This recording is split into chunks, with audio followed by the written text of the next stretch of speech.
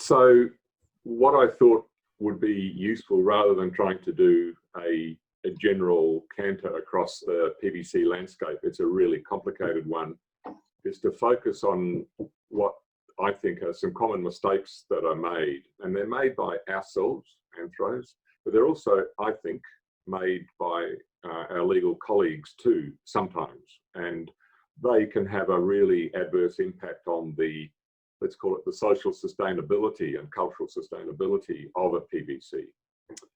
So I thought I'd focus on a couple that are particularly, sorry, I'm just trying to get the changer, that I find are particularly common and can have some really deleterious outcomes.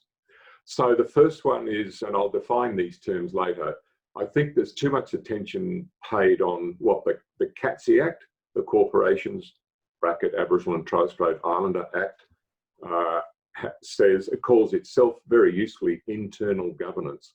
That's the governance of the PBC as a corporation. There's too much attention paid to that and not enough to what it does. It's especially in my focus today, what it does in terms of managing, in the case of a trust PBC, an agent PBC, or holding, in the case of a trust PBC, the native title. The second one that I want to focus on is that I think there's inadequate attention paid in the design and then the operation of PBCs around the consultation and decision making in relation to native title, as well as other things that like surveys, cultural surveys, heritage surveys on country, and all those things that people are particularly important to people. And then the third, I think, error, very common one, is to assume that because the PBC is set up for a native title holding group that has demonstrated to the court or to the state's approval, satisfaction, that it still has a body of laws and customs that have their ultimate origins back in the past, that the PBC should be kind of an all-singing, all-dancing, culturally appropriate organisation. And I want to sort of challenge that from these things, specifically from an anthropological point of view. And I'd look at a couple of matters where I think it's reflected particularly problematically. One is this implicit assumption, not necessarily in the design of the PBC, but certainly in its operation, that the membership of the PBC is the same as the membership of the native title group itself. It's not, for a whole set of practical and other reasons. And also the common assumption that because culture has been recognised and so forth, that's relevant to decision making in this thing I mentioned, the internal governance of the PBC.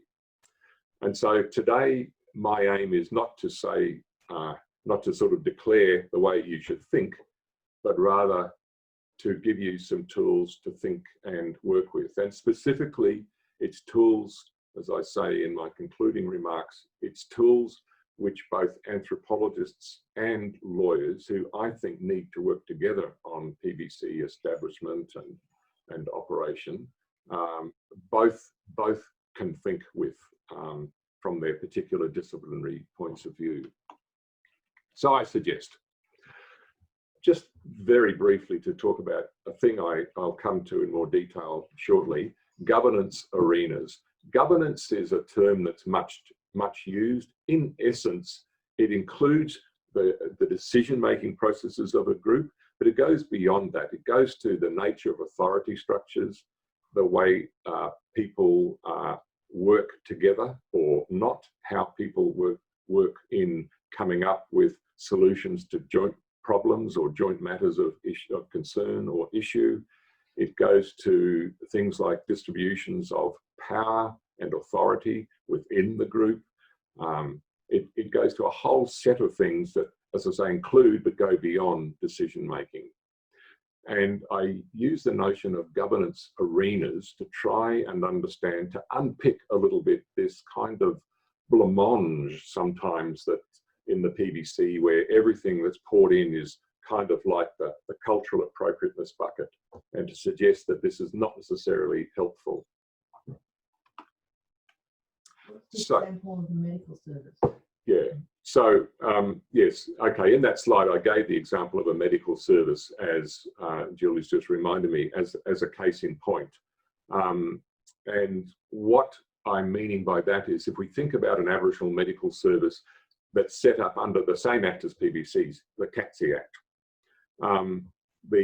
the way it operates as a corporation, the way it, how people become members of that corporation, how directors are nominated, its financial affairs, all these things are part of the internal governance that are set out for it, like they're set out for the PBC in the CATSI Act. But of course, what does the medical service do? It delivers medical services to, say, a regional Aboriginal population. And in delivering those services, the CATSI Act has absolutely zero to say about delivery of a medical service. It simply creates the structure and tries to create a robust and accountable structure. But the medical service will be, and how it runs that, will be the subject of a whole set of other factors. It might well, in part, be dependent on funding arrangements with government, but it will follow best practice, one would hope, in terms of delivery of medical services. It will also, that's where the, let's call it the cultural appropriateness in delivering a medical service to an Indigenous population comes in.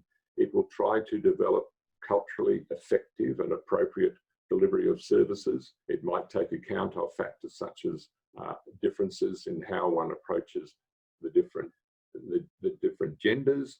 It might look at how at particular issues to do with old people, all these things that are part of Aboriginal ways of thinking about health, about dealing with health, about a whole set of very specific factors. That's the arena, the governance of what to use the slide in front of you now, this would be the governance of the relationship between the medical service and its constituents, you see. So there's what I'm trying to argue is that there's potentially entirely different set of principles operating in what it does and how it operates as a corporation. All too often, those things are lumped together. So I apologize for this diagram in the sense it very much represents the ex-engineer in me. It kind of, it's lots of lines and circles and squares and things like that. It's very formulaic, but I want to make it clear it's not a model of a PBC. There's a device to try and show the different arenas, the different governance arenas, including decision-making arenas that a PBC operates in. The critical one, of course, is what I call number one, the native title holders themselves. This is governance within the native title group, but also crucially includes things like law and custom. That's where traditional laws and customs sit. That is, those are the customs, the laws, the mores, the cultural values, the practices, etc., of the Aboriginal group themselves. That's typically the province of anthropologists, and we're usually confined to this area. This is where we're seen to have expertise. If a lawyer needs to know something about kinship, something about genealogies, like who are the apical ancestors, who are the people who should be brought to a meeting about X piece of country, the anthropologist is the go-to person. That's how it works.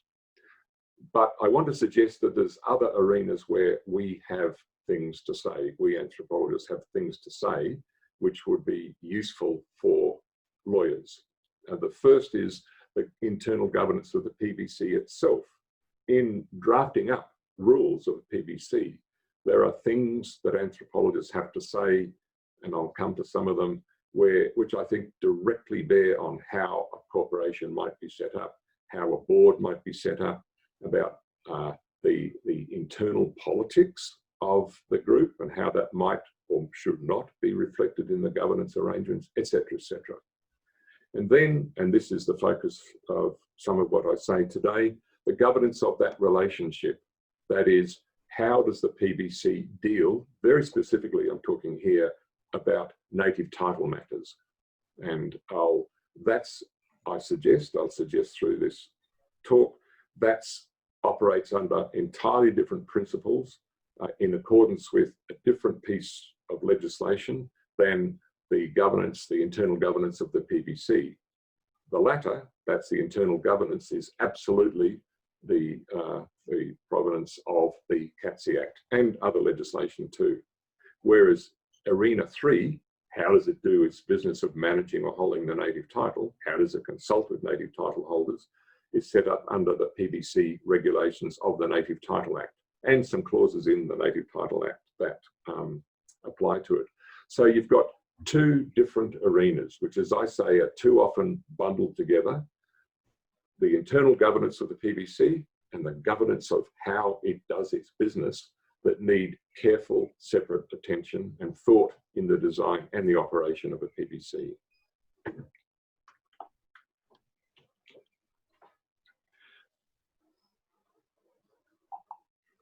I promise it's water. It's too early for vodka. So looking first at the internal governance, I don't want to spend much time here, but I sent you a few pages out of the ORIC Guide to Good PBC Design. And this is just a table pulled out of that. This is what it talks about as needing to be included in the rules of the PBC. And the rules need to be in accordance with the CATSI Act, but aren't limited to what the CATSI Act says. For example, Rule 3, the objectives. The PBC can have a range of objectives that might go beyond native title. It typically includes charitable clauses, which allows for tax exemptions, things like that, and so on. But in a sense, that if you look down the list, membership of the corporation, something I'll come back to, AGMs and general meetings, how you hold them, the directors, how the directors, who they are, how they're elected or nominated, the duties of directors, all these things are classically matters to do with this internal governance. And there's a whole complex legal frame around it, which is not just the CATSI Act itself, but the Corporations Act, the Mainstream Act, common law, other aspects of Australian law and so forth. Very, very complicated legal environment, which has virtually nothing to say about culture. Let's look at Arena 3. It's also very complicated, actually very complicated. That is, this is the arena of the relationship between the PBC and the Native Title Group. And prefiguring some of my later discussion, I've here broken down the possibility that the Native Title Group is not an undifferentiated set of people, but that it may be divided or have subgroups of various kinds with it. I've used the notion of family, which is very, very common. I know it's a common pattern in Cape York, but it's way beyond there, right across Australia.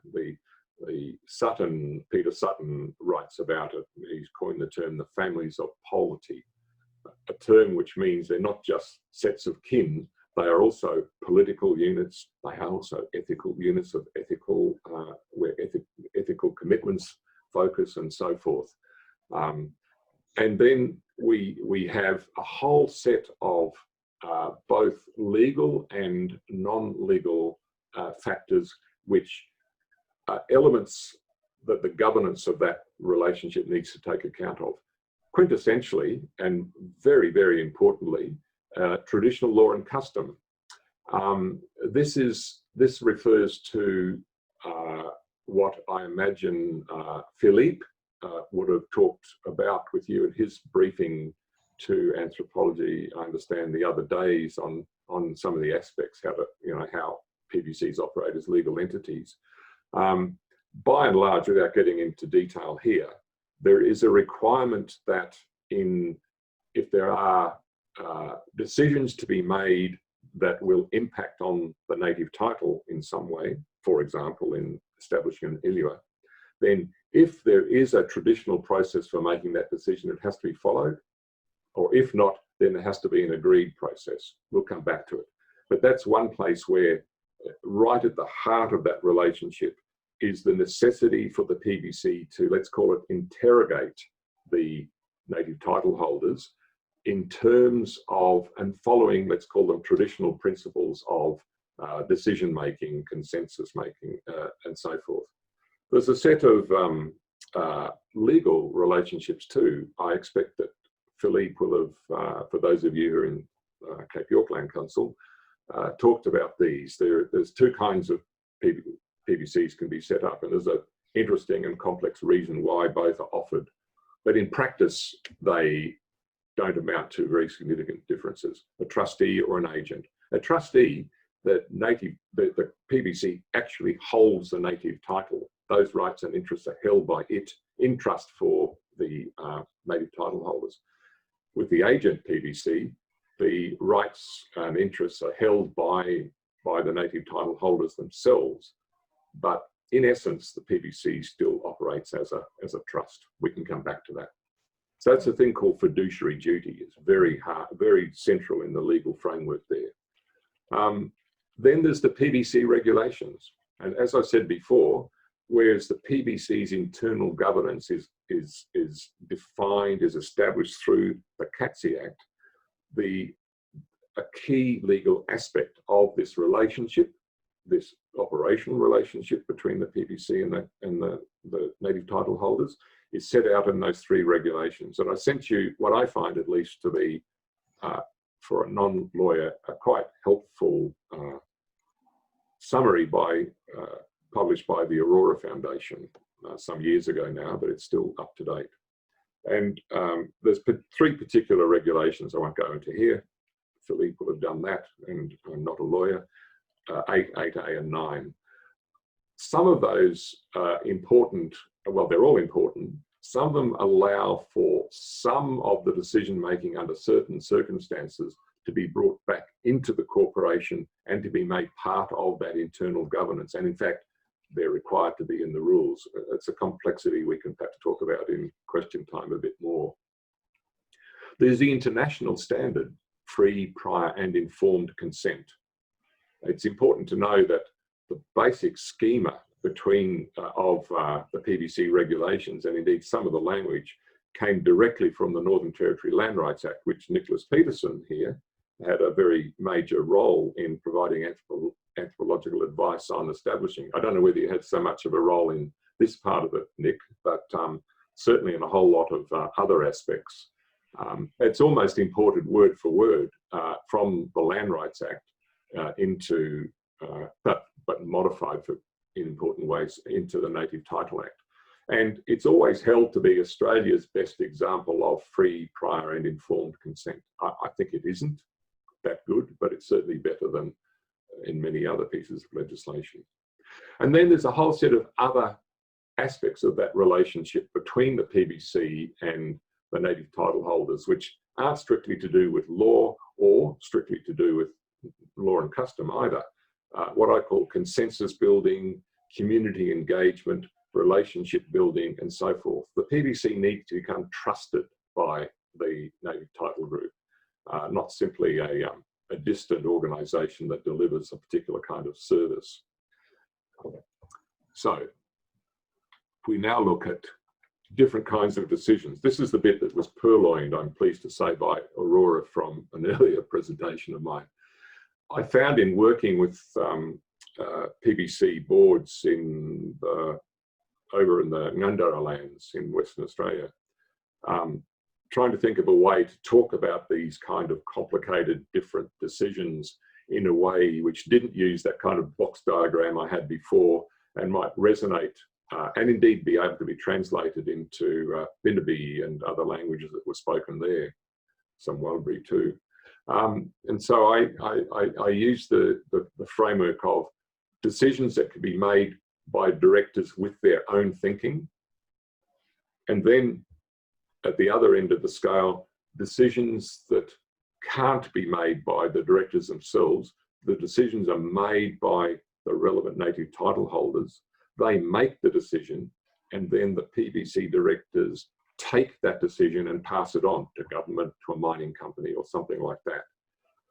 And then in between those two extremes, there are decisions that directors can make, but they have to follow rules that are set by the by the relevant traditional owners or native title holders. The example that we used over in Western Australia, there's a major tourist route, a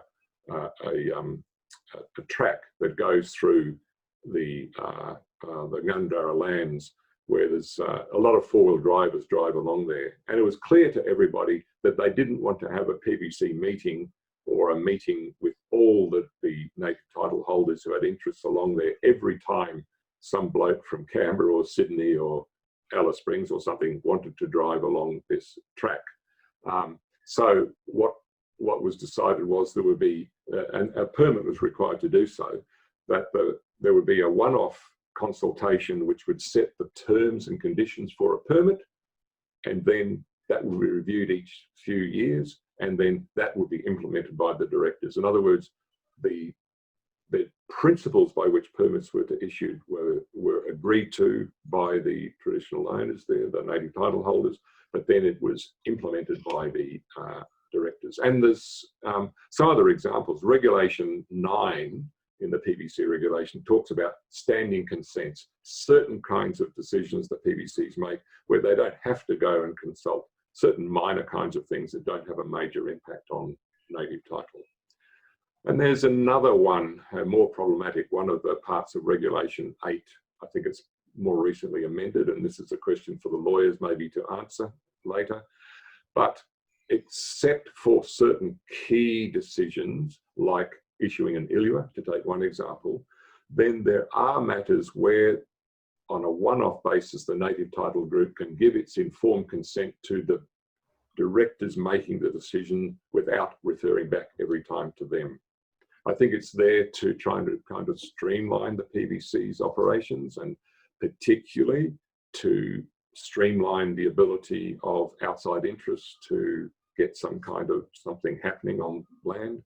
But there's a huge risk to it, of course, that this can mean that people can be alienated from control of their own native title. Anyway, we can talk about that later. So I want to now get to some of these questions. This is part of thinking around the importing into the PBC of law and custom, where into its internal governance, where it may or may not be relevant. So I just wanted to give an anthropological layman's answer to the question, why do PBCs have members? And I want to do this because I want to dissuade you from all of us, I suppose, not just you, all of us from any idea that the PBC members, or for example, an AGM of the PBC, has anything directly to do with consultation with the native title holders. These are two different sets of people. And I'll come back to that in the next slide. In essence, if I can put it in layman's terms, the PBC has members because it needs to answer the question, who owns the corporation?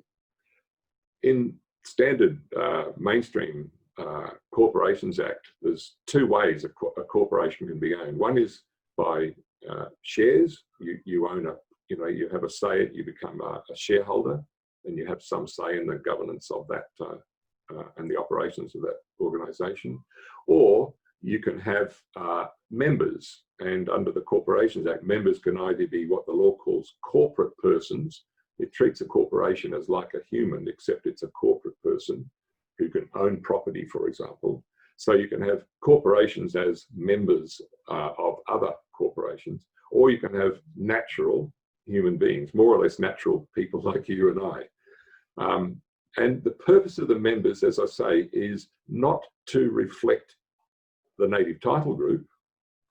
That's a native title purpose. We'll come back to that. The purpose of the members is to answer that question. Well, if the corporation is making a decision, if it's the organization that passes on decisions to the native title holders, it has to have some kind of, it has to be a tangible entity, and it has to be owned by someone. And the answer is, under the CATSI Act, you have members of the corporation.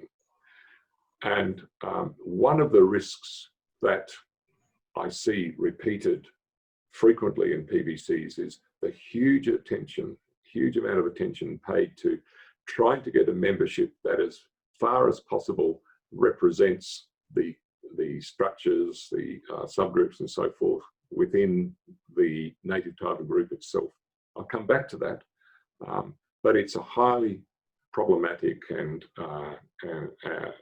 thing to do, and I think it leads to all kinds of problems, not least of which it makes it easier for a board that perhaps isn't giving attention to its proper accountability to feel that consulting with its members is all it needs to do in order to satisfy the consultation procedures set out in the PBC regulations and so forth. That's the first thing. The second thing, and something I want to come back to, is we anthropologists, I think, can have great utility to lawyers in helping them understand that the notion that lies at the very heart of our ideas around corporate governance, that is the notion of representation, of having, for example, a board structure that represents the complexity of the group that it's representing, somehow can properly deal with the question of plurality within the constituency. It doesn't. Not least of all, as I'll come to talk about a little more detail shortly, because the very notion of representation itself is not an intrinsic part of Aboriginal political systems. Never was, still is not. The notion of representation in that dual sense both of being a representative sample of the group, gender balance, generation balance, however you want to do it, but also in the political sense of representing the interests of. It's a problematic term within Aboriginal, a problematic concept within Aboriginal political systems, and we mustn't underestimate that as a factor when we're looking at how to establish long-term viability of PBCs. So here I've got an ex-engineer's kind of graphic representation of this. And I've tried to show, and the dotted line and the solid line reflect what I'm saying in the text in this slide. The PBC members are those, you'll know, even those of you who are not lawyers, those of us who are anthropologists, know that to become a member of the PBC, apart from the ones who were the initial members when it was set up, are people who have applied to the directors, to the board of the PBC to be members, and who have been accepted as members. In other words, there is a process which can ultimately be a political process by which people become PBC members. And I'm sure that those of you who've worked with PBC will know of instances where the board of a PBC has become dominated by certain interests. It might be by the Martin family and the Taplin family, for example, who've managed to stack the AGMs and get our directors elected. And then we proceed to do a culling of membership, and we exclude the Neubar and the Fosters and the Gers and all the other families because we don't like them, we don't trust them, and we want to control heritage surveys, you see. So the PBC is a list, PBC membership is a list, it's under the Act, it's a list that has to be published, made public, made available to all who ask for it. It's a list of people who've applied and been accepted as members of the corporation. So the PBC there has got a solid line around it because it is a defined, bounded group of people. But what's the native title holders? Even if it's the native title groups defined in terms of the descendants of the following 26 apical ancestors, it's not a group of people, a definable group of people. It is a class of people.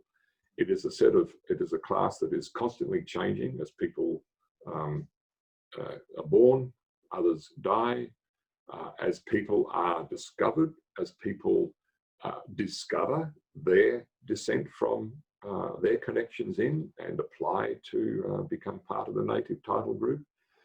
As I say, where the membership is a list or a set of people, the native title holders are a class, and it is not possible for any list to act. We can get as close as we can, but it will never reflect that dynamic, fluid in composition set of people who are the native title holders. So these are important to design and operation. If we conflate the two, especially where we've got a really, really big claims, large numbers of people involved. The settlement we heard about yesterday with Noongar. Then consultation with the large group of people as a group becomes impractical. The keeping of details on all of those people becomes impractical. Think of the sets of strategies that we heard that Swalsk used in its ILUA process in order to notify. It didn't just rely on lists of people. It tried to build up databases, but it also put notices in local newspapers. There's all kinds of things one can imagine that one would use to try and get to as many people as possible. It's so much easier to work on the assumption that your members are the native title group, that the AGM is the one where decisions can be made about native title. But this is a highly, highly problematic way to go. So that's my first kind of suggestion. It's not specifically only an anthropological way of thinking, but I think we know about the complexity of structures of native title groups. We know that they don't correspond to a simple list of people, although we always try, and we do make lists. We're sent out by our employers, rep bodies or whoever it is, to prepare lists of who should come to meetings and so forth. But we should never assume that that maps to the reality of that group. That's never, it may be necessary, but it's not sufficient. Now I want to look at this tool that we all use, meetings. They're profoundly important. These are not just something that are imposed on Aboriginal people, although they have in part, and now they're forced to attend meeting after meeting, but they've also become deeply integrated into contemporary Aboriginal political systems. They are part of that political milieu. They are used by people themselves for their own purposes. Governments use them as well. Anthropologists sometimes, or others, are sent out to hold, quote, community meetings about all kinds of issues. Our legal colleagues, I've had legal colleagues who've used a meeting as the basis for getting instructions to take a particular course of action in a claim or in other matters, for example. I like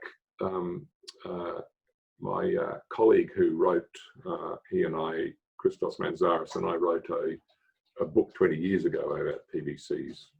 I don't recommend you read it. It's, as Noel Pearson, for your Lancaster people, put it, it's got thousands of fucking footnotes. He didn't like it. He's right.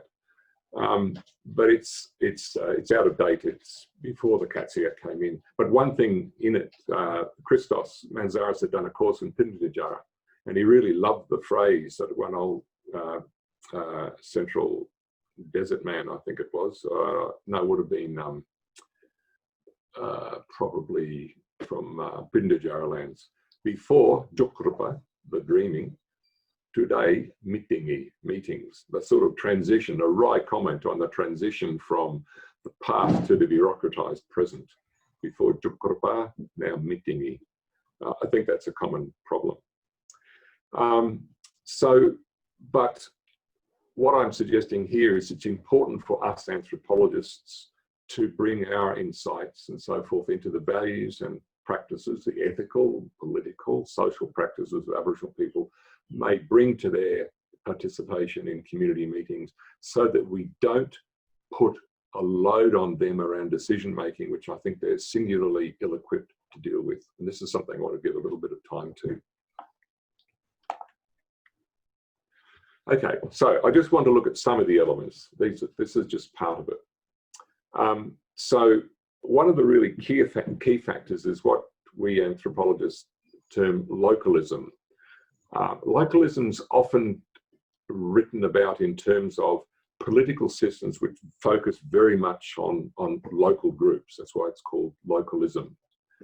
And that certainly is a factor. That is, Aboriginal political forms are more at and their intensity and people's commitment to them are much more at the local group than it is at the broader community.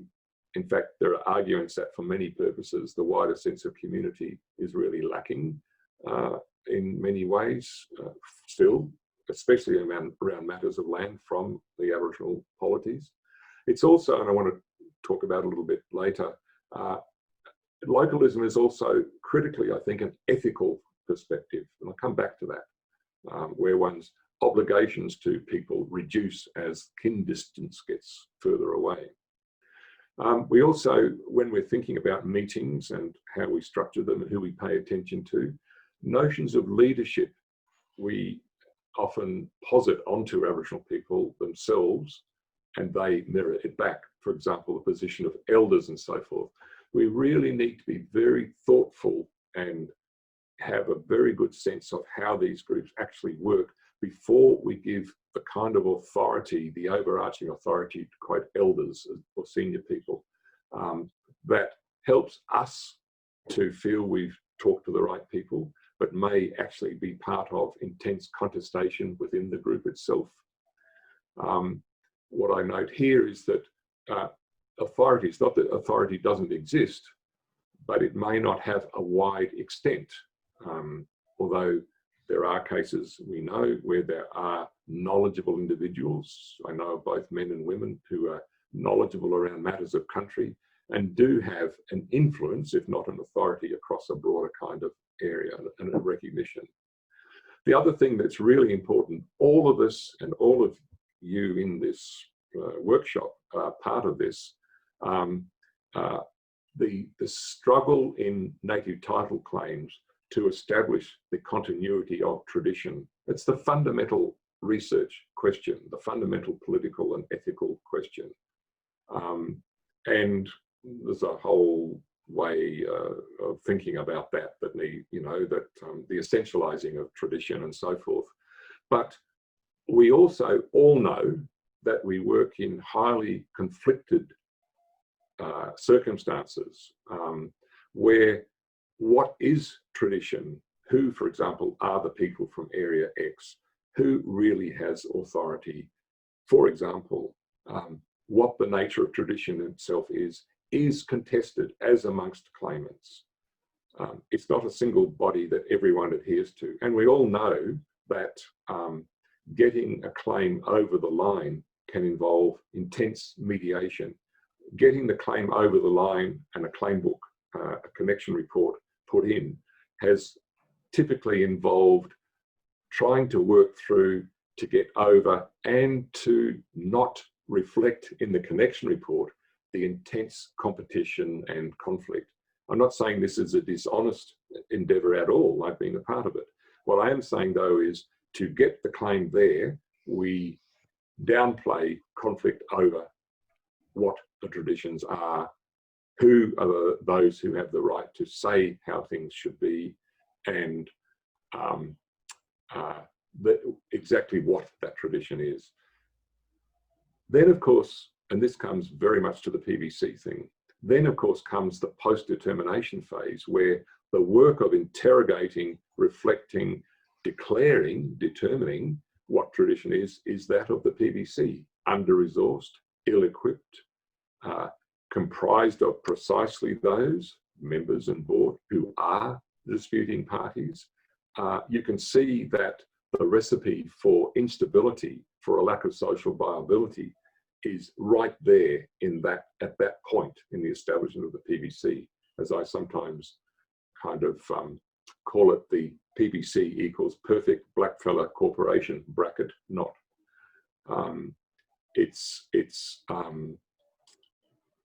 It's where a continuing role for a supportive rep body or service provider is absolutely essential. so that these organisations are not cast out into the kind of the seas of disputation that we've suppressed for all the good reasons and right reasons in developing the claim. There's also an ethical framework we need to be aware of. This is not just because Aboriginal people are unduly fractious or conflict-ridden. They're not. Although native title, we also know, has provided an arena in which conflicts come out and become supported by state resources, or their resolution is. But it's important to understand that there's some deeply ancient patterns to this. It's the patterns of hunter-gatherer societies, patterns where the intense ethical commitments, not just political, but ethical commitments, are to close kin and to family. This is what I mentioned before, that localism is not simply a political phenomenon, an atomized polity. It is actually a primary framework of ethics and ethic commitment. So it's reflected in strong support amongst families, but it's also reflected in conflict and disputation between families. I know from my experience in living amongst Wik that the further away kin are to one, the less one has this ethical obligation, and the mirror image of that, the more one has suspicion of them. I mean, it can be reflected in completely traditional phenomena like sorcery beliefs, for example. Who are the sorcerers? The sorcerers in the West Cape communities I've had dealings with anyway are never one's own. They're always from families who are the other, not closely related. And this ethical framework, this intense localism, this intense commitment to one's kin, and it's further than that, it's also, I believe, an intense identity constructed in terms of immediate kin, a relational identity which in some ways differentiates Aboriginal people, even generations away from the classical society, from Westerners like myself, for example. It's an identity which is constructed in terms of the other, and the other is immediate kin. So these are deeply emotive connections, not simply political ones. And these pose a problem for organisations, not just PBCs, but yourselves in rep bodies, how to gain trust from a system which traditionally, shall we say, has concerns about distrust of strangers, outsiders, and so forth.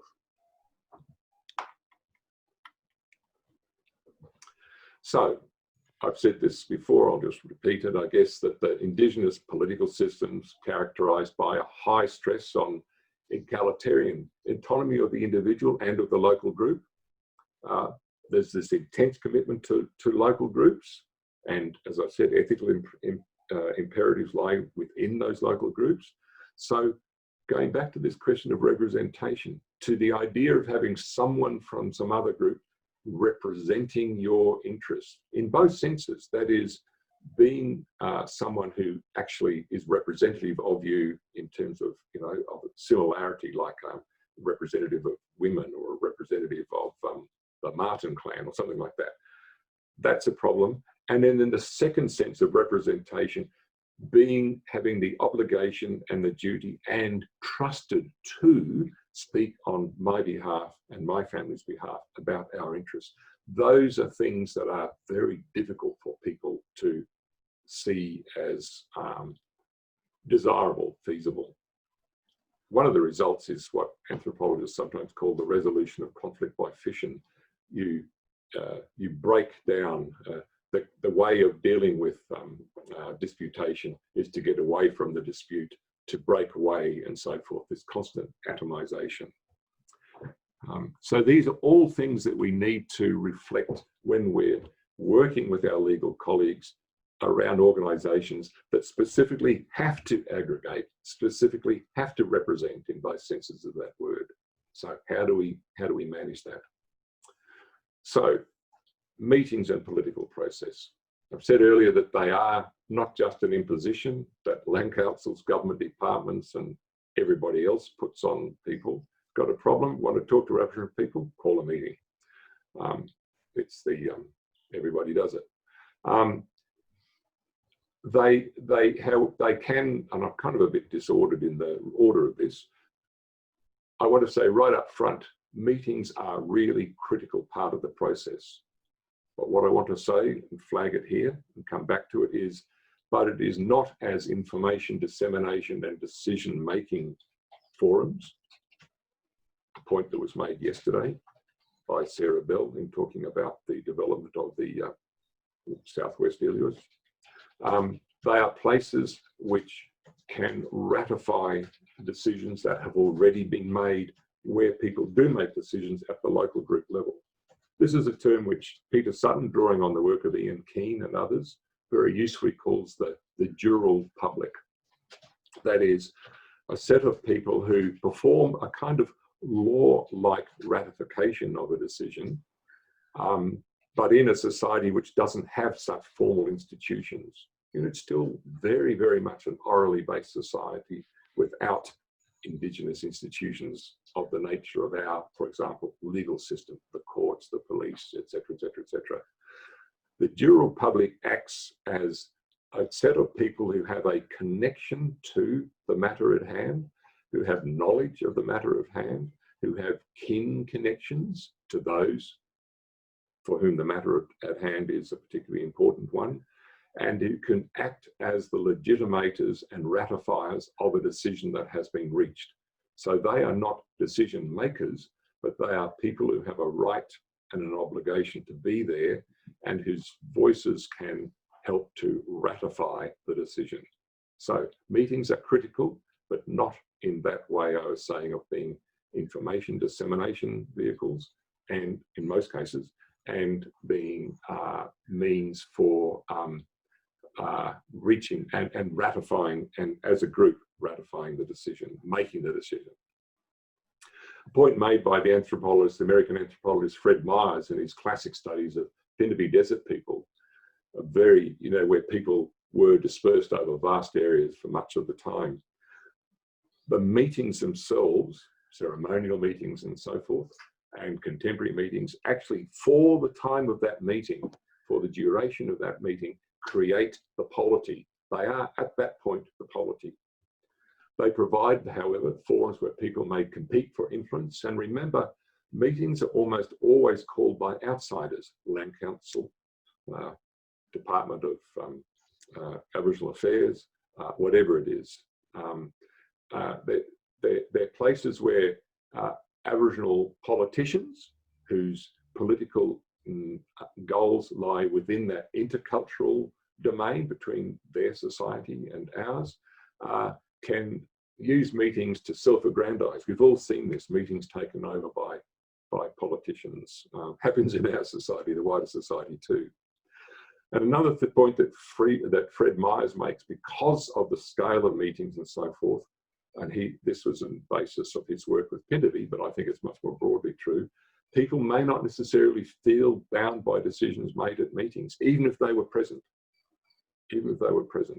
So people may even, it's that gratuitous concurrence thing that linguists sometimes write about, as well as anthropologists, agreeing with those in power at the moment in time, but reserving the right to later disagree.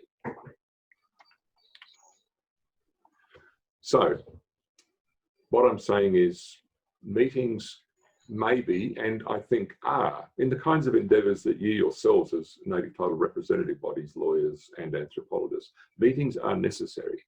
But what I'm suggesting is anthropology would suggest that meetings need to be thought through carefully in terms of what it is you're wanting and what's the place you have for meetings as a primary mechanism of both information dissemination and decision making.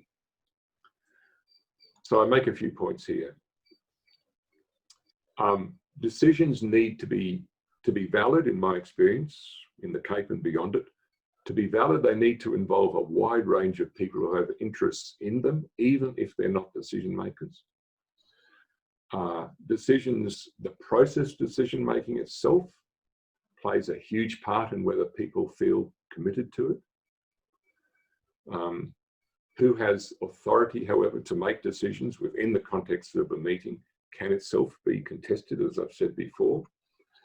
And meetings, precisely because they're highly subject both to over-engagement by people who use them to try and argue for particular political matters of interest to them, or under-engagement because people don't have trust in them, they simply don't turn up to the meetings. Okay, so both are problems with meetings. They are really bad venues for imparting information. We had a good example yesterday in the discussion of the Swalsk process of meetings being very productive. Remember those sessions where they used wider meetings to go through genealogies and the apical ancestors and so forth. That kind of carefully thought through meeting where everyone can see that there is a consistent process being involved across all the families, that's incredibly useful. But I think we've also all been in meetings where it's really clear that the information being presented is highly technical. I think this is a particular issue for lawyers because your information is almost always highly technical by definition. That you look where people sit, you look at people's attention, you look at the group of women under a tree some distance away. This is less a feature in the Cape than it is in other areas, but you see it. You look at the disengagement of a whole set of people. You look at how people slowly drift away from meetings that they feel completely alienated from. They are venues which can not just simply not be suitable for imparting complex information, but where it actually actively alienates people from the capacity to and the need to understand that information. For example, what are the terms of an ELUA? I do say, however, they are crucial for ratifying. So how do we,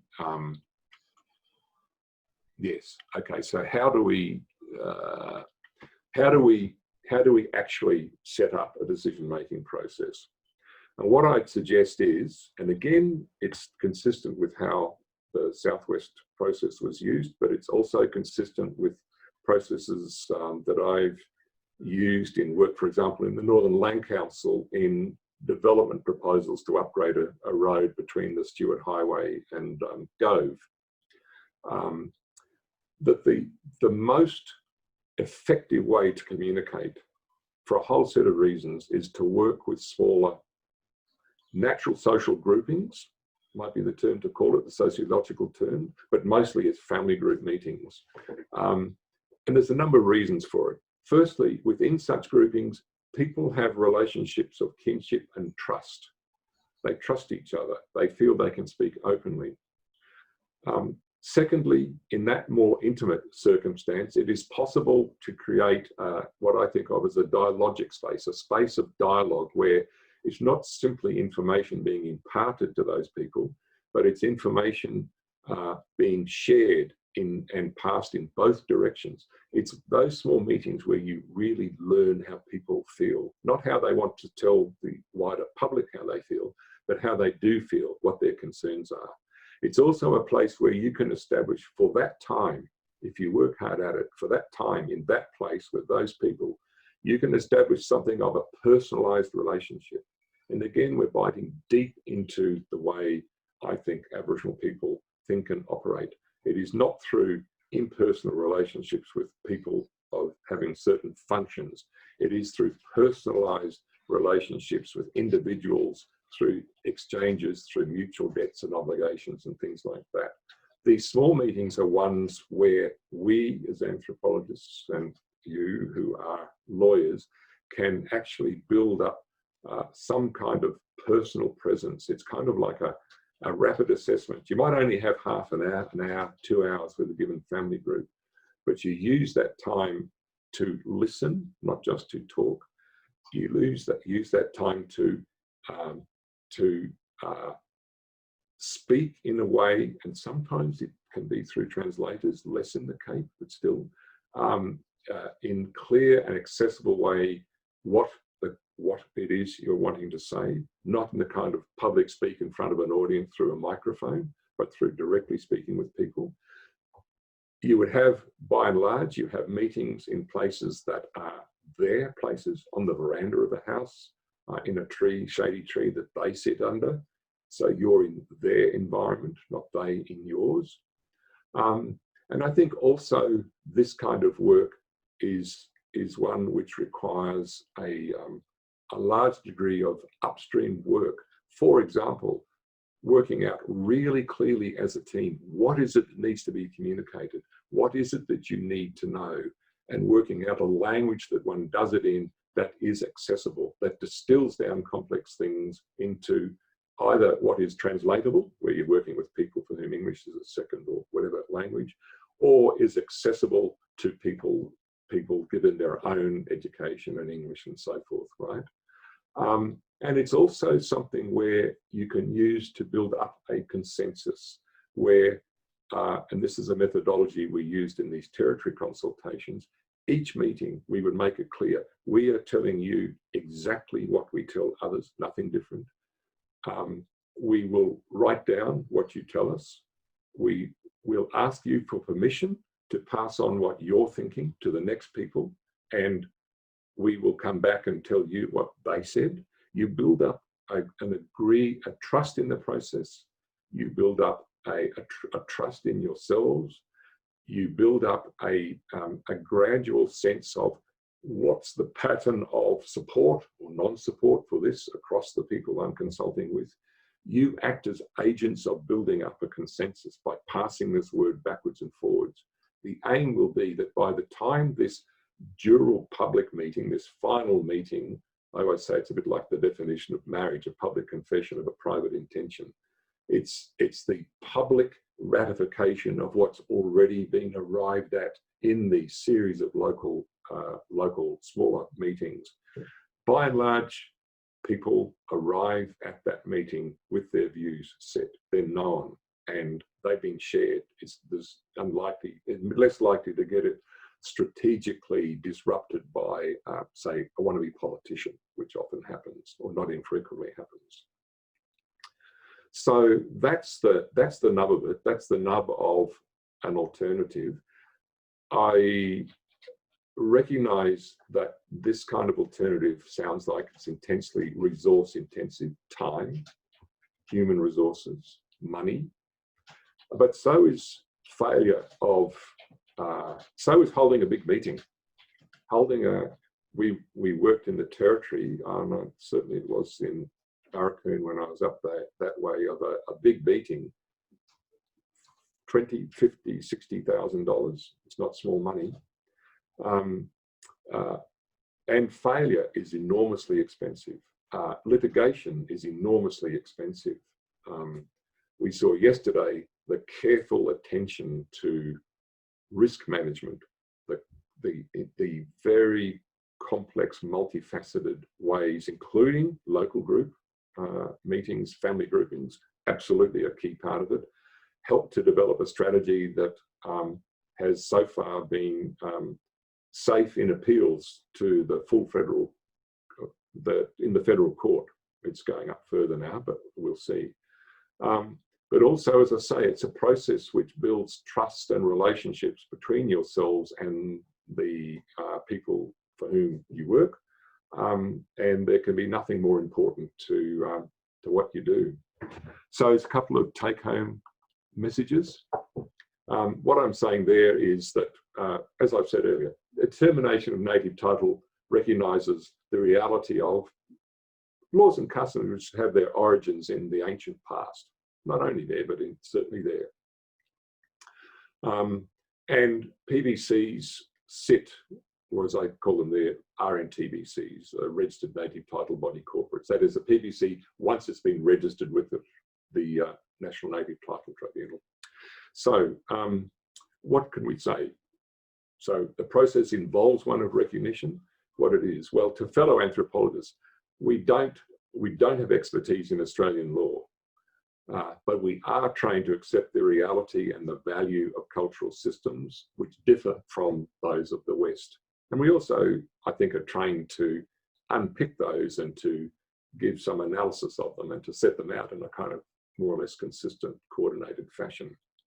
So we have a valuable role in alerting our legal colleagues to the potential implications of assumptions regarding these values and practices of the native title holders, which may not be valid. That is, assumptions in corporate design, in the design of PBC, and assumptions about representation, etc., etc. So this requires us, anthros, to have some knowledge of the law, but not to be baby lawyers, to have knowledge of the Australian law as a cultural system in itself, and to be able to work collaboratively with lawyers in common enterprise. And then to lawyer colleagues, be alert to the assumptions, your implicit assumptions regarding how things work within a native title group may not actually match those, the kind of things that your anthropologist can alert you to. These ethical and political frameworks, these complexities around contestation over tradition, the things that I've alluded to in this talk. Be ready to work collaboratively with your anthropologists in more than just asking them for lists of names or apical ancestors, which I think is, this is not pointing fingers in any one direction. This is what I've heard anthropological colleagues talking about in rep bodies around Australia. I think I have confidence that we, anthros, have more to offer than lists. Thanks.